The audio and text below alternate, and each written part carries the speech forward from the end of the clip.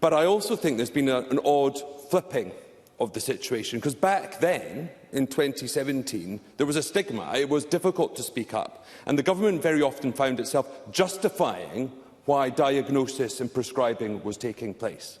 But now we have public demand for diagnosis, for assessment, for prescribing, and the government explaining why that's not taking place, and most recently, and I think we need to talk about this this afternoon, about why diagnosis isn't required. And I think that's dangerous, and I think we need to take care, because there is a scale of the problem that you have to consider. There's 42,000 children waiting for assessment. That's a 500% increase. We have 23,000 adults waiting for assessment. That's a 2,200% increase.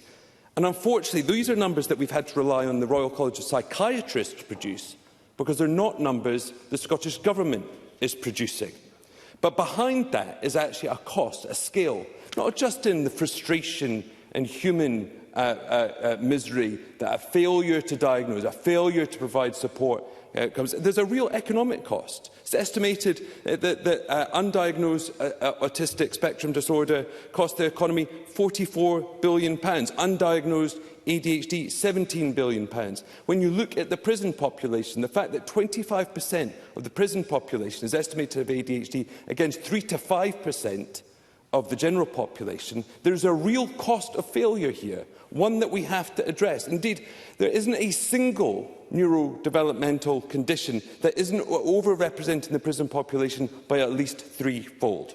That's why I think this report by the Royal College of Psychiatrists is so important, because it actually sets out a very clear plan of what we can do now, both in terms of wider policy, but also in terms of clinical action and policy to address this issue.